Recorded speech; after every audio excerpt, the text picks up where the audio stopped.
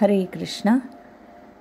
पुढील ध्वनिमुद्रीकरण हे श्री राधानाथ स्वामी महाराज यांचे प्रवचन श्रीमद भागवत 10वा स्कंध 16वा अध्याय 23वा श्लोक असून हे मुंबई येथे दिनांक 27 नोव्हेंबर 1992 रोजी मुद्रित केलेले आहे.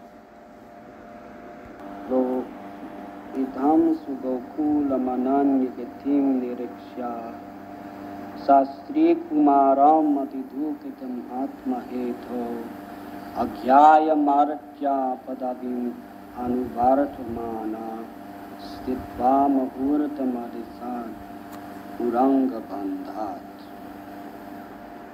The Lord remained for some time within the coils of the serpent. एखाद्या सामान्य मनुष्याच्या वागणुकीचे अनुकरण करत भगवंत काही काळ सर्पाच्या विळख्यात राहिले.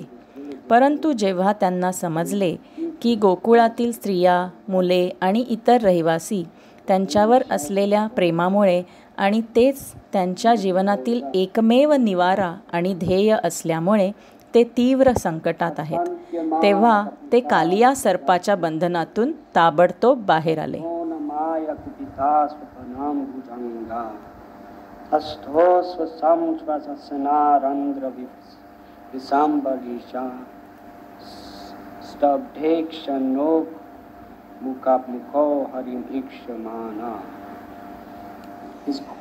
भगवंतांच्या विस्तारलेल्या शरीरामुळे त्याच्या विळख्याला त्रास झाला आणि कालियाने त्यांना सोडले.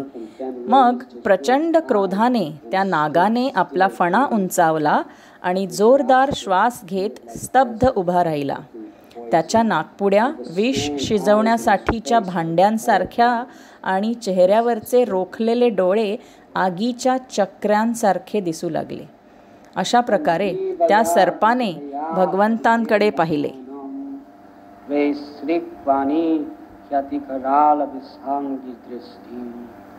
क्रीडान अमूम परिसरास यथा खगेंद्रो अभ्राम सोप्य बसरम प्रसमीक्षमाना. कालियाने पुन्हा पुन्हा त्याचे ओठ त्याच्या दुभंगलेल्या जिभेने चाटले, कारण तो भयंकर विषारी अग्नीने भरलेल्या नजरेने श्रीकृष्णांकडे पाहत होता. परंतु श्रीकृष्ण खेळकरपणे त्याच्या भोवती प्रदक्षिणा घालत होते, जसे गरुड सापाशी खेळत असतो. प्रत्युत्तरादाखल कालिया देखील भगवंतांना दंश करण्याची संधी शोधत फिरला.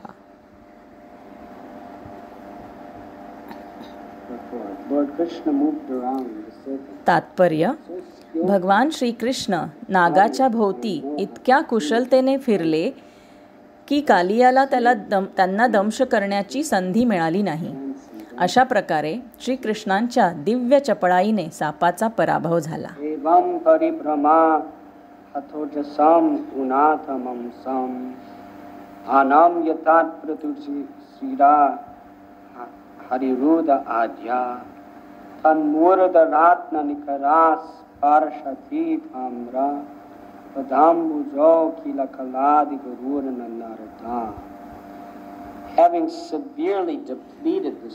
आपल्या अथक प्रदक्षिणेने सर्पाची शक्ती गंभीरपणे कमी करून सर्व गोष्टींचा उगम असलेल्या श्रीकृष्णांनी कालियाचे खांदे खाली ढकलले आणि त्या विस्तृत नागाचे मस्तक बसवले.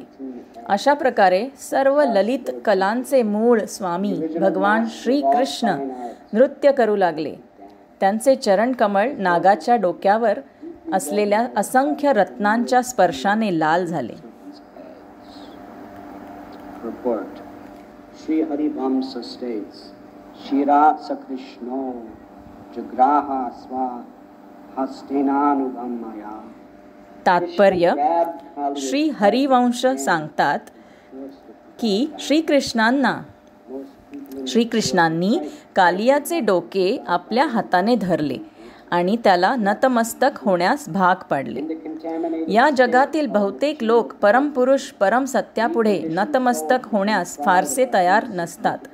भौतिक चेतना नावाच्या दूषित अवस्थेत आपण बद्ध जीवात्मे आपल्या क्षुल्लक स्थानाचा अभिमान बाळगतो आणि अशा प्रकारे परमेश्वरासमोर आपले डोके टेकण्यास कचरतो. तरीही ज्याप्रमाणे भगवान श्रीकृष्णांनी कालियाचे मस्तक बळजबरीने खाली ढकलले आणि अशा प्रकारे त्याचा पराभव केला, त्याचप्रमाणे परम भगवंतांची शक्ती अप्रतिम काळाच्या रूपात सर्व बद्ध जीवात्म्यांना मारते आणि अशा प्रकारे त्यांना त्यांचे गर्विष्ठ मस्तक टेकवण्यास भाग पाडते. म्हणून आपण भौतिक जीवनातील कृत्रिम पद सोडले पाहिजे आणि भगवंतांचे विश्वासू सेवक बनले पाहिजे. त्यांच्या चरणकमळांवर उत्साहाने नतमस्तक झाले पाहिजे. श्रील विश्वनाथ चक्रवर्ती ठाकूर स्पष्ट करतात की भगवान श्रीकृष्णांचे चरणकमळ कालियाच्या डोक्यावरील असंख्य कठीण दागिन्यांशी झालेल्या संपर्कामुळे तांब्यासारखे लाल झाले होते. भगवान श्रीकृष्ण त्या चमकणाऱ्या लालसर चरणांनी मग सर्पाच्या फण्यांच्या अस्थिर हलत्या पृष्ठभागावर नृत्य करून त्यांचे कलात्मक कौशल प्रदर्शित करू लागले.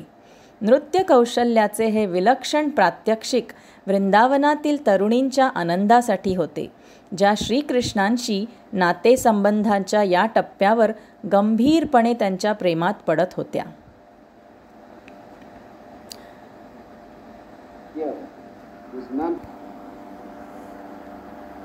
हरे कृष्णा कृष्णा कृष्णा हरे हरे, हरे राम राम राम हरे हरे.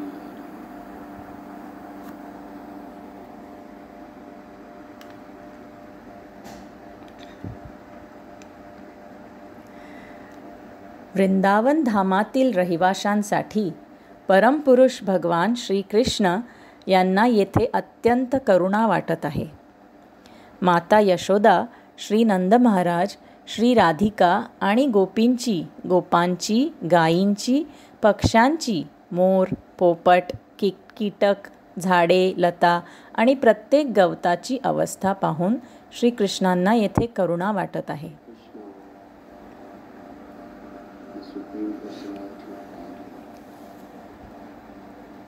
चिंतामणी धाममध्ये सर्व काही चैतन्यमय आहे.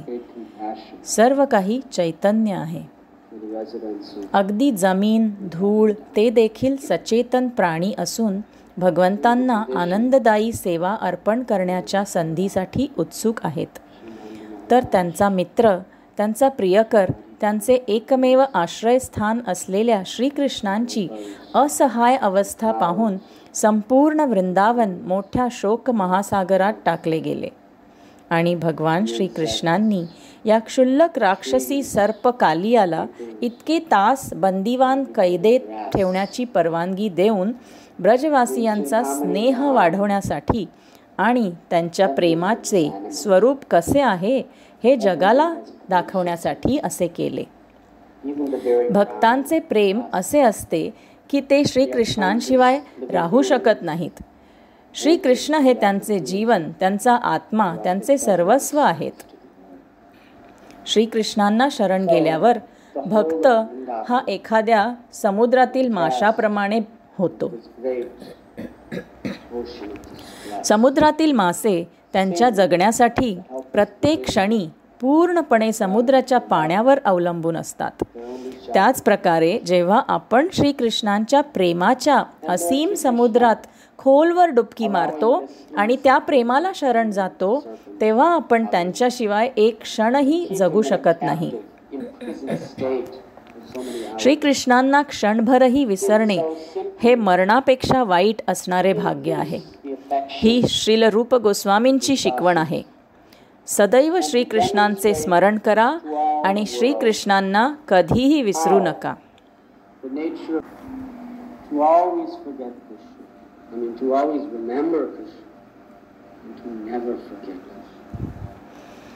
भगवत भक्तांसाठी संपूर्ण सृष्टीमध्ये एकच भय आहे. असा भक्त जो श्रद्धेच्या योग्य स्तरापर्यंत पोचला आहे, तो शारीरिक वेदनांना घाबरत नाही. त्याला कसलीही भीती वाटत नाही. त्याच्या शरीराला किंवा त्याच्या प्रतिष्ठेला छळ दिल्याचा त्याला त्रास होत नाही. त्याला दारिद्र्य जाणवत नाही. त्याच्या सर्वात जवळच्या प्रियजनांकडून फटकारल्याचेही त्याला काही वाटत नाही. श्रील माधवेंद्र पुरी यांनी अशी प्रार्थना केली, मी जेव्हापासून श्रीकृष्णांच्या भक्ती सेवेचा गोडवा चाखला आहे तेव्हापासून मला पर्वा नाही. लोक माझ्यावर हसतात, ते माझ्यावर टीका करतात, त्यांना वाटते की मी वेडा मूर्ख आहे. मी काय करत आहे? संपूर्ण समाजाला काय हवे ते म्हणू द्या, परंतु भगवंतांच्या प्रेमळ सेवेचे स्मरण करून माझ्या मनाला अमर्याद समाधान मिळते. परंतु भक्ताला एकच भीती असते, ती म्हणजे तो श्रीकृष्णांना क्षणभरही विसरेल. साहनिस्थान महाच्छिद्राम सोमोहा सच्च विभ्रमा यान्मपूरतं क्षणं भापि वासुदेवं. भक्त असे मानतो की श्रीकृष्णांच्या विस्मरणातील अगदी क्षुल्लक सेकंदाचा 12वा भाग, एक क्षण, ही सृष्टीतील सर्वात मोठी हानी आणि सर्वात मोठे दुर्दैव आहे. तर येथे आपल्याला ब्रजवासी आढळतात ज्यांचे जीवन नेहमीच श्रीकृष्णांच्या चरणकमळाच्या वेदीवर अर्पण होऊन यज्ञ करत असते. असे दिसते की त्यांचा प्रियतम त्यांच्यापासून दूर नेला जाणार आहे, पुन्हा कधीही दिसणार नाही. तर श्रीकृष्ण आपल्यावर किती दयाळू आहेत की आपण सर्वांनी आपल्या जीवनात कसली आकांक्षा ठेवावी हे दाखवून देण्यासाठी ही अद्भुत लीला करतात. जिथे श्रीकृष्णांशिवाय कशालाही अर्थ नाही, हा ब्रजवासी आत्मा चैतन्य होय. Simply to demonstrate this consciousness where nothing means anything without Krishna.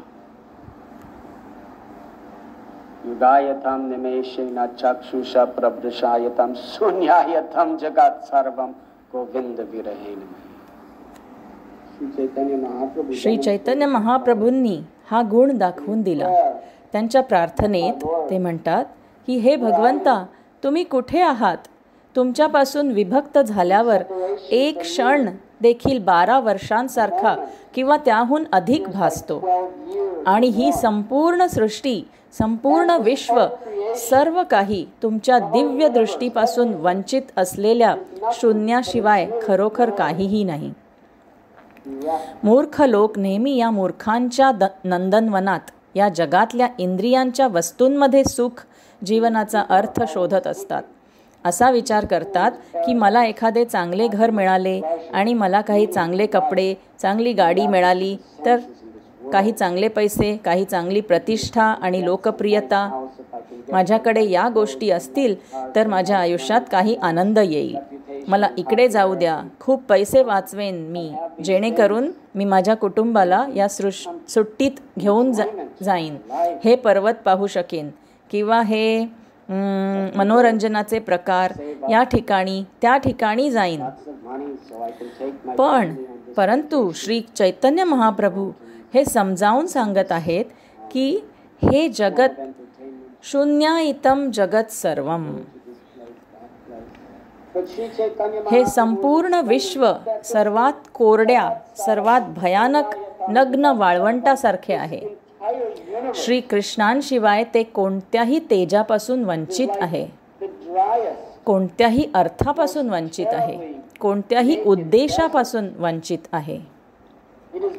अशा प्रार्थनेने आपल्याला हे समजते की या सृष्टीतील प्रत्येक गोष्टीचा उपयोग जर श्रीकृष्णांच्या सेवेसाठी आणि गौरवासाठी केला जाऊ शकला नाही तर तिचे सौंदर्य आणि वैभव केवळ दूरवरच आहे. आणि श्रीकृष्णांच्या भक्ती सेवेत गुंतल्याशिवाय भक्त जे काहीही पाहतो, मग ते काहीही असो, ते कुणीही असो, ती गोष्ट म्हणजे जणू काही नरकातून वर आली आहे. त्याला सौंदर्य नाही, त्यात आनंदाचे कोणतेही वचन नाही.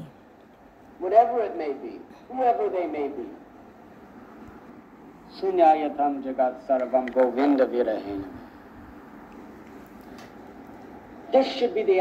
हीच खऱ्या वैष्णवाची आकांक्षा असावी की हे श्रीकृष्ण भगवंता, मला हे भान राहू दे की माझ्या जीवनातील प्रत्येक पैलूचा शेवट तूच आहेस.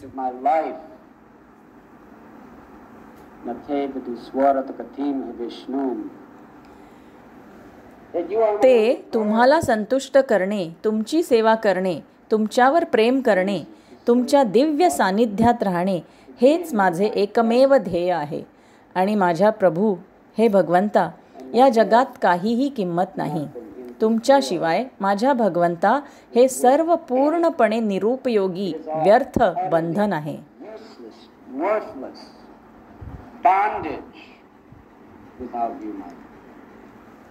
तर येथे आपण वृंदावनचे सुंदर वर्णन वाचत आहोत, जेथे अद्भुत धबधबे, सुंदर कल्पवृक्ष आहेत, जे अनेक अद्भुत ताज्या तेजस्वी फळांनी तुमच्या सर्व इच्छा पूर्ण करू शकतात.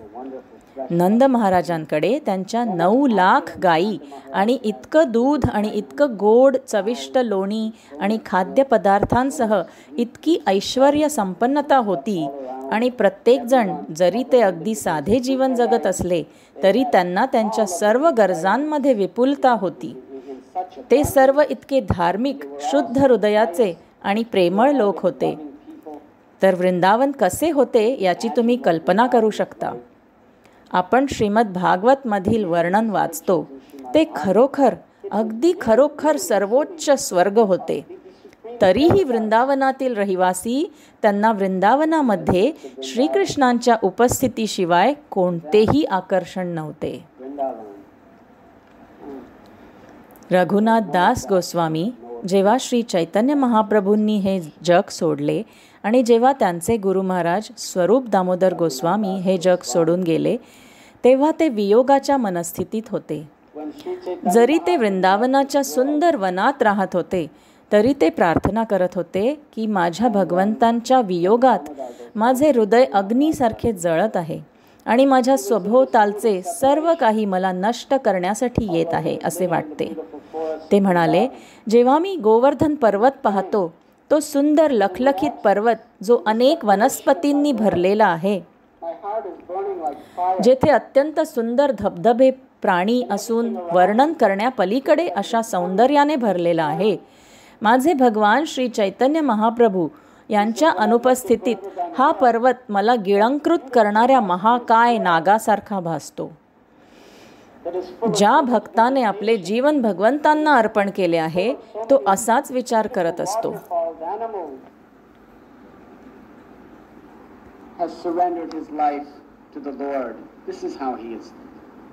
हे राधे ब्रजदेव के चललिते हे नंद सुनो कथा. श्रीनिवास आचार्य यांनी असे वर्णन केले आहे की वृंदावनातील 6 गोस्वामी जेव्हा ते श्रीकृष्णांपासून विरहाच्या भावनेत होते तेव्हा ते केवळ निकुंजांमधून फिरत असत. राधाकुंडात, गोवर्धन येथे, यमुनेच्या तीरावर केवळ हाक मारत असत, हे श्री राधाराणी तू कुठे आहेस? अरे श्री नंदसूत, श्याम सुंदर कुठे गेलात तुम्ही? भक्त नेहमी श्रीकृष्णांना पाहत असतो आणि शोधत असतो. तर व्रजवासियांची काय अवस्था आहे? भगवान श्रीकृष्णांचे त्यांच्यापासून हरण केले जाणार आहे, जेणेकरून ते त्यांच्या स्वतःच्या अंतःकरणात आसन्न मृत्यू सहन करू शकत नाहीत. म्हणूनच श्रीकृष्णांनी ब्रजवासियांच्या प्रेमळ भक्तीचा परम महिमा प्रकट केल्यावर ते त्यांचे परम ऐश्वर्य प्रदर्शित करीत आहेत.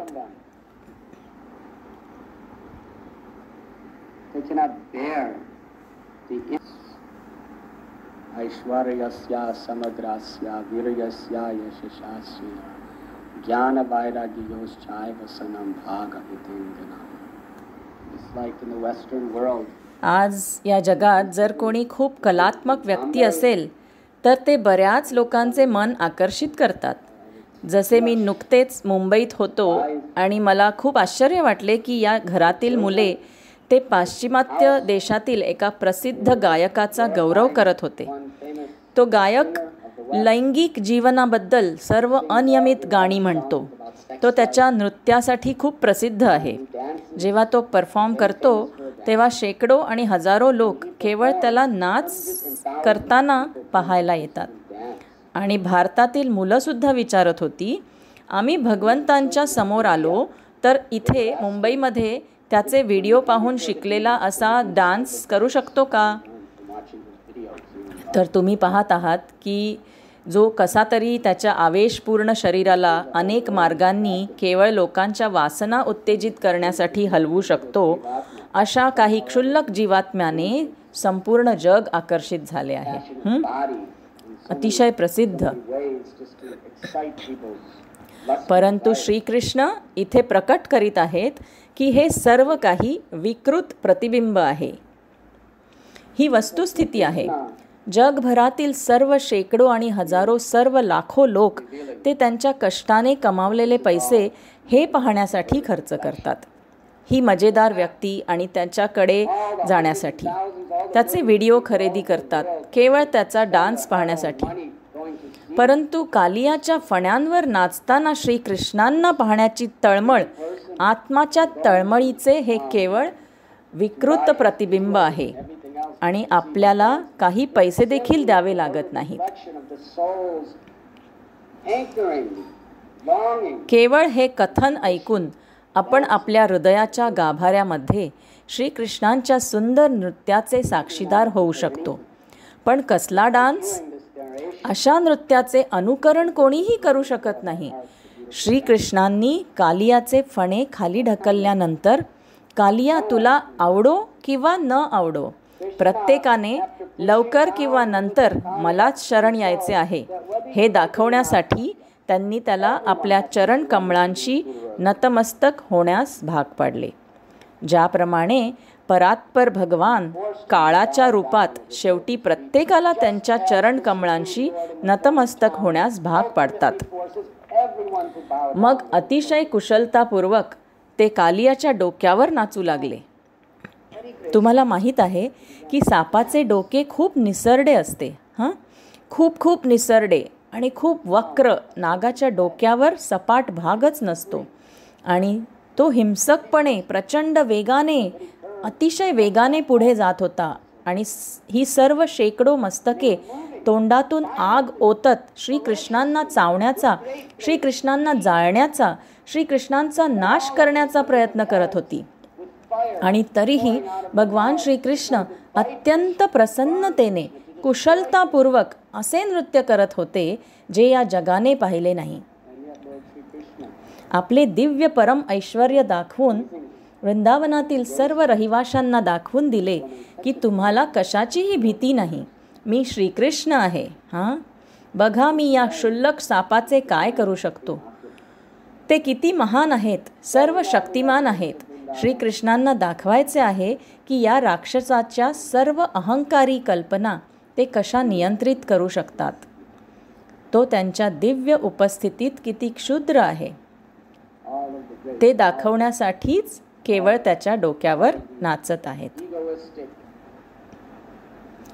त्याचप्रमाणे या जगात कितीही महानतम विजेते असले तरी सुद्धा काळाच्या रूपाने श्रीकृष्ण त्यांच्या मस्तकावर नाचत असतात.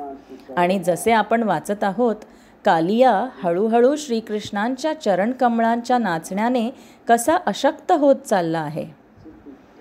परंतु श्रीकृष्णांचे चरणकमळ किती अप्रतिम. जरी ते हलत असले तरी अगदी कृपापूर्वक. तुम्हाला माहीत आहे, एक चांगला नर्तक तो असतो ज्याचे पाय खूप हलके असतात. जर कोणी नाचलं की अख्खा मजला हादरतो, भूम भूम. ते कोणालाच आवडत नाही. परंतु एखादी व्यक्ती त्यांच्या पायांनी खूप अलगद नाचते तेव्हा प्रत्येकजण विचार करतो, अरे किती छान श्रीकृष्ण नृत्य करत होते आणि ते अशा रीतीने नाचत होते की त्यांचे चरणकमळ इतक्या सुंदर रीतीने, इतक्या वेगाने आणि इतक्या सहजतेने फिरत होते की ते पाहणाऱ्या आणि ऐकणाऱ्या प्रत्येकाला अतिशय आनंद होत होता. परंतु कालियासाठी प्रत्येक वेळी श्रीकृष्णांच्या सुंदर कमळांच्या बोटांनीही कालियाच्या मस्तकाला स्पर्श केला असता त्याच्या मेंदूवर कोट्यावधी गडगडाट होऊन त्याचे फणे चिरडल्यासारखे त्याला वाटत होते. ती वस्तुस्थिती आहे.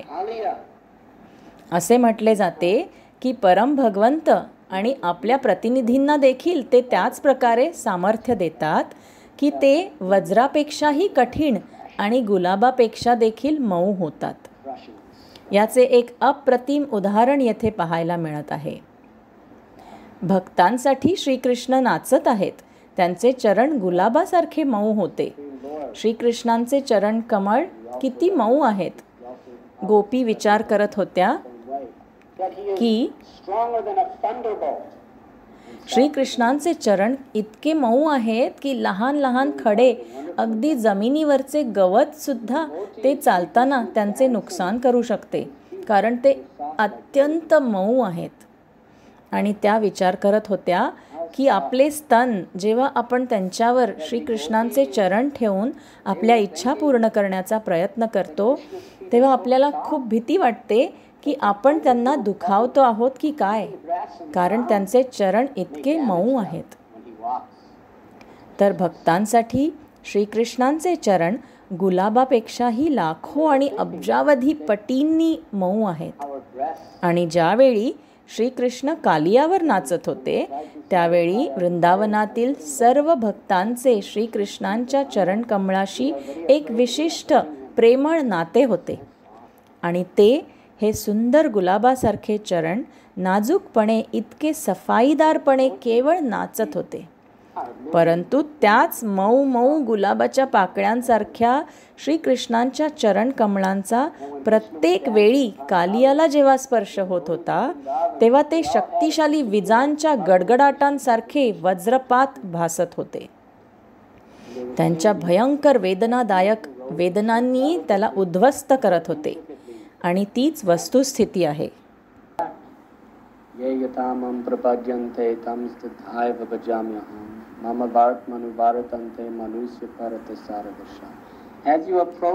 तुम्ही ज्याप्रमाणे श्रीकृष्णांना शरण जाल त्याप्रमाणे ते तुम्हाला प्रतिफळ देतील.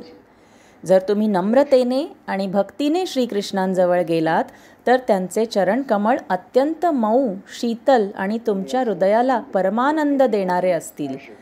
परंतु ज्यावेळी तुम्ही त्यांचा मत्सर करता, तुमची चुकीची इच्छा असते आणि तुम्हाला नियंत्रण करायचे असते, जे श्रीकृष्णांचे आहे त्यावर प्रभुत्व गाजवायचे असते, त्यावेळी तेच चरण कमळ काळाच्या रूपात आपल्यावर नृत्य करतात. हळूहळू ते संपवतात, आपली सर्व शक्ती नष्ट करतात आणि शेवटी ते आपल्याला आपल्या मृत्यूपर्यंत आणतात.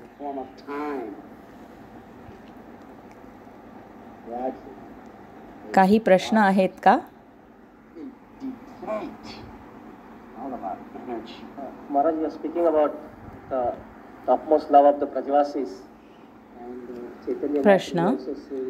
महाराज, तुम्ही ब्रजवासींच्या सर्वोच्च प्रेमाविषयी बोलत आहात आणि चैतन्य महाप्रभू देखील हेच सांगत होते की ते श्रीकृष्णांसाठी काहीही करण्यास तयार आहेत आणि आपण स्वतःसाठी काहीही करू नये. आणि हे सर्व जग तसे आहे, शून्यायितम. आणि रघुनाथ दास सोबतही तीच गोष्ट. आता ही शंका आपल्या मनात येते की आपण त्या पातळीपर्यंत पोहोचू शकणार नाही. जरी आपली भरभराट होत असली तरी आपण धडपडत असतो, परंतु तुम्ही या जगात त्यांच्या शुद्ध प्रेमाच्या सर्वोच्च पातळीवर पोहोचणार नाही, जेणेकरून तुम्ही श्रीकृष्णांसाठी काहीही आणि सर्व काही करण्यास तयार असाल. आता जर आपण त्या पातळीपर्यंत पोहोचू शकलो नाही तर आपल्याला पुन्हा पुन्हा या भौतिक जगात यावे लागेल आणि दुःख भोगावे लागेल. त्यामुळे त्या पातळीपर्यंत पोहोचण्यासाठी हे जीवन आपले शेवटचे जीवन ठरणार नाही. आम्ही प्रयत्न करत असलो तरी त्या पातळीपर्यंत पोहोचू शकत नाही. त्यामुळे आपल्याला वारंवार येत राहावे लागेल. की श्रीकृष्ण आपल्यासाठी काही सवलत देतील आणि आपल्याला दिव्यत्वाकडे घेऊन जातील का? उत्तर: आपण या पातळीपर्यंत पोहोचू शकत नाही. या पातळीपर्यंत कोणीही पोहोचू शकत नाही. पोहोचणे म्हणजे काय? तुमचा दृढ निश्चय, नम्रता आणि शरणागती यातून तुम्ही पोहोच रुजू करू शकता, परंतु आपण पोहोचू शकत नाही. ज्यावेळी श्रीकृष्ण तुमच्यावर प्रसन्न होतात त्यावेळी त्यांच्या अहैतुकी कृपेने ते तुमच्या जीवनात उदात्त अनुभूती प्रकट करतात. ज्यावेळी आपण 3 गुणांच्या प्रभावाखाली असतो त्यावेळी अशा दिव्य स्थितीत असणे पूर्णपणे अशक्य दिसते. When we are under the modes of the three gunas, when we are under the influence, it appears utterly impossible to be in such a transcendental state. Daiviheshu gunamayi mama maya duratyaya mam evam me prapadyante mayam etadranti tari. परंतु श्रीकृष्णांच्या अहैतुकी कृपेने जर आपण त्यांना केवळ शरण गेलो तर या सर्व अनुभूती प्रकट होतात. तर तुमची चेतना काय असावी? केवळ शरण जाणे. आपण उच्च स्थिती पाहतो. आपण या महान आत्म्यांचे अनुकरण करू शकत नाही. आपण त्यांच्या पावलावर पाऊल टाकले पाहिजे. रघुनाथ दास गोस्वामी श्री चैतन्य महाप्रभू यांच्या पावलावर पाऊल ठेवण्याचा अर्थ काय ते सांगतात. श्रीकृष्णांच्या भक्तीशिवाय हे जग केवळ दुःख आहे. ते केवळ मृत्यूलोक आहे हे स्पष्टपणे पहा. परंतु श्रीकृष्णांच्या स्मरणात तेच जग वैकुंठ आहे. म्हणून आपण केवळ श्रीकृष्णांच्या सेवेची सर्वत्र संधी शोधत राहिली पाहिजे. आणि श्रीकृष्णांचा विसर पडण्याला आपण मृत्यूप्रमाणे घाबरले पाहिजे. मृत्यूच्या या निर्जन वाळवंटात सुख शोधण्याचा प्रयत्न करणे म्हणजे आत्महत्या होय, हे आपण लक्षात घेतले पाहिजे. त्यांच्या पावलावर पाऊल ठेवण्याचा अर्थ म्हणजे उपदेश ऐकणे आणि आपल्या जीवनात लागू करणे. आणि तसेच करून आपण शरण जातो. शरण जाण्याचा अर्थ हाच आहे आणि हीच आपली आकांक्षा आहे. शरण जाणे, भगवंतांची इच्छा पूर्ण करणे, त्यांच्या सेवकांचे सेवक बनणे, आध्यात्मिक गुरु आणि वैष्णवांच्या मार्गदर्शक तत्वांचा स्वीकार करणे आणि ते माझे जीव की प्राण बनवणे. बाकी सर्व काही भ्रम आहे. आपल्याला त्याची पर्वा नाही. आपल्याला या जगाच्या प्रतिष्ठेची पर्वा नाही. आपल्याला या जगाच्या संपत्तीची आणि सुखांची पर्वा नाही. आपल्याला केवळ श्रीकृष्णांना संतुष्ट करायचे आहे, काहीही झाले तरी. त्यासाठी आपल्याला जे काही स्वीकारावे लागेल किंवा त्याग करावा लागेल ते आपण श्रीकृष्णांसाठी करू. हे तुम्ही आता करू शकता, नाही का? जर आपणास ते हवे असेल तर आपल्याला एवढेच करायचे आहे. जर तुम्ही तसे केले तर श्रीकृष्ण तुम्हाला प्रकट होतील. ते या जीवनात अनुभूती प्रदान करतील. या जीवनात अनुभूती प्रदान करतात की ते तुम्हाला गोकुळ वृंदावनात घेऊन जातात की तुम्ही ही अनुभूती घेऊन जन्म घेतात, हे त्यांनी ठरवायचे आहे. परंतु जर तुम्ही प्रामाणिक अंतःकरणाने सर्व काही श्रीकृष्णांना आणि त्यांच्या सेवकांना अर्पण केले तर तुम्हाला या प्रेमळ नातेसंबंधाच्या क्षेत्रात प्रवेश करण्याची 100% खात्री आहे. जीवात्म्याला स्वतःला हवे आहे त्यापेक्षा लाखो पटीने अधिक श्रीकृष्णांना तुम्ही आणि हे प्रेमळ नातेसंबंध हवे आहात. ते केवळ तुम्हाला प्रवेश देण्याच्या संधीची वाट पाहत आहेत. ते केवळ आपली वाट पाहत आहेत की आपण या जगात चिकटून बसलेल्या या सर्व मूढ क्षुल्लक भ्रामक आसक्ती आपण कधी बाजूला सारू, जेणेकरून अनंत आनंदाच्या दिव्य प्रेमाचे निवासस्थान असलेल्या त्या आध्यात्मिक जगाचे दार ते उघडू शकतील.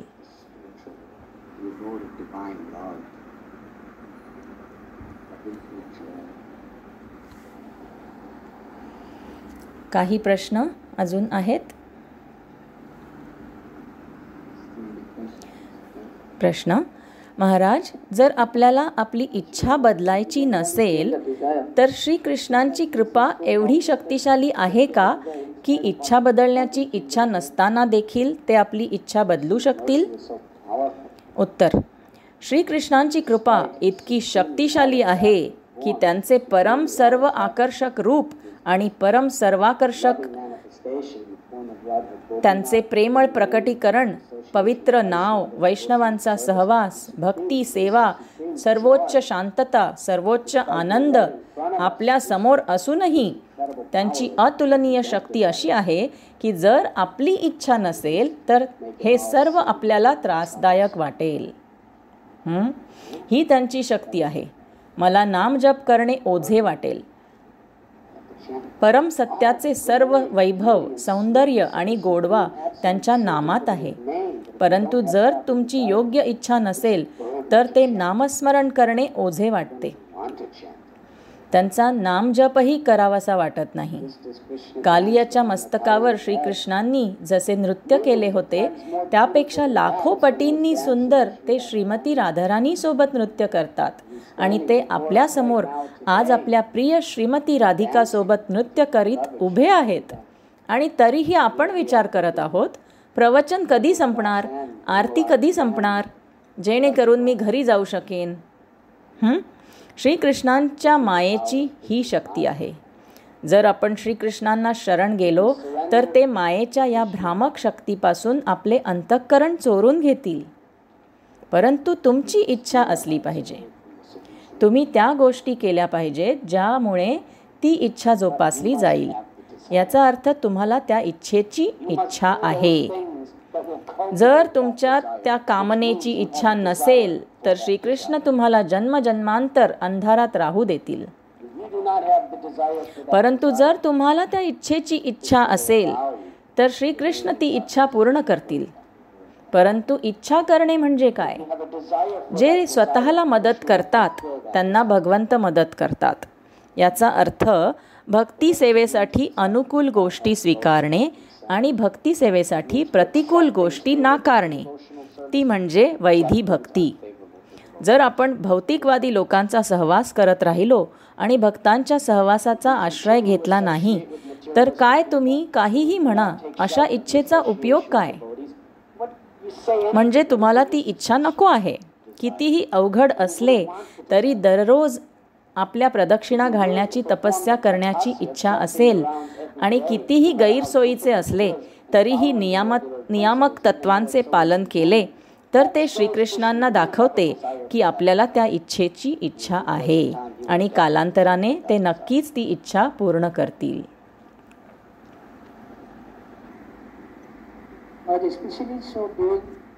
प्रश्न: महाराज, विशेषतः असे करताना, देवपूजा करताना कधीकधी वाटते की मला ती करायची इच्छाच नाही आणि कधीकधी वाटते की प्रथम काय करावे, इतर सेवा उत्तम प्रकारे करूया म्हणजे आपल्याला देवपूजेची गोडी लागेल, किंवा आपण देवपूजा इतक्या छानपणे करू की आपल्याला इतर सेवांची गोडी लागेल. मग बाहेर पडण्याचा मार्ग काय? कधीकधी काहीही वाटत नाही. विशेष लाज वाटते की मला प्रेम नाही, इच्छा नाही, पण तरीही मला भोग लावावा लागतो. मी आरती करतो म्हणून मला वाटते की मी प्रथम स्वतःला तयार केले पाहिजे.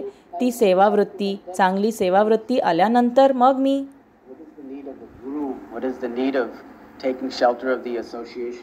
उत्तर: काय? गुरुची गरज काय? भक्तांच्या सहवासाचा आश्रय घेण्याची काय गरज जर असा विचार करत असाल तर? आपल्याला काय माहीत आहे? पहिली गोष्ट जी तुम्हाला माहीत असणे आवश्यक आहे ती म्हणजे तुम्हाला माहीत नाही. तुम्ही केवळ शरण जा. तुम्ही केवळ सबमिट करा. देवपूजेची प्रक्रिया हे तुमचे जीवन शुद्ध करण्यासाठी नियमनात्मक तत्व आहे. घोड्यासमोर गाडी लावू नका.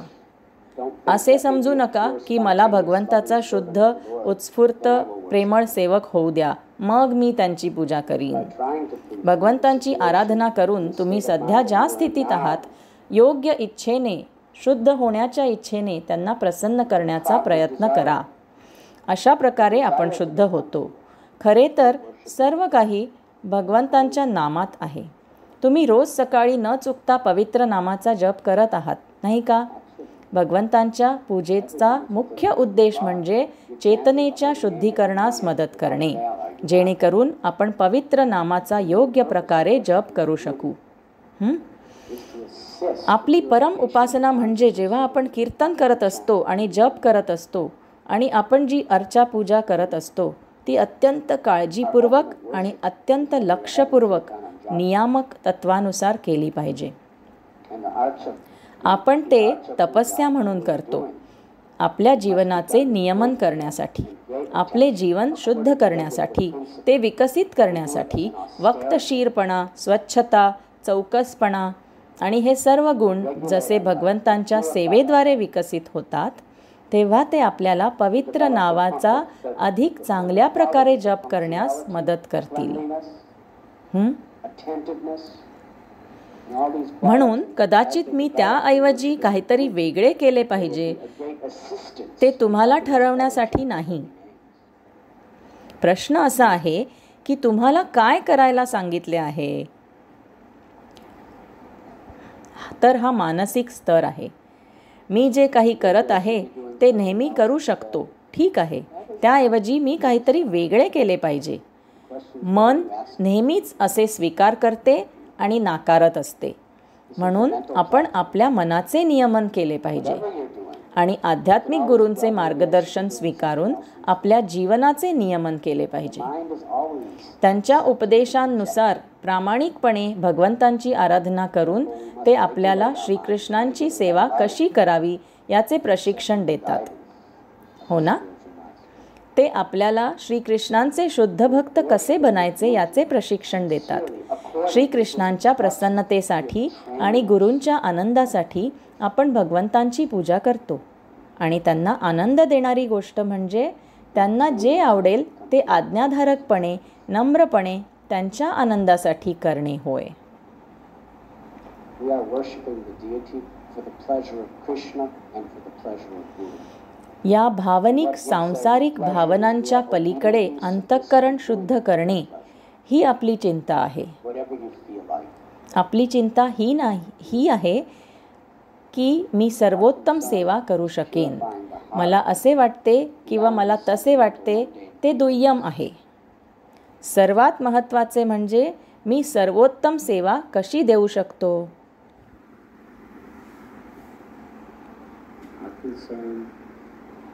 Is how I can best serve, whether I feel like this or that. हरे कृष्णा. I best serve.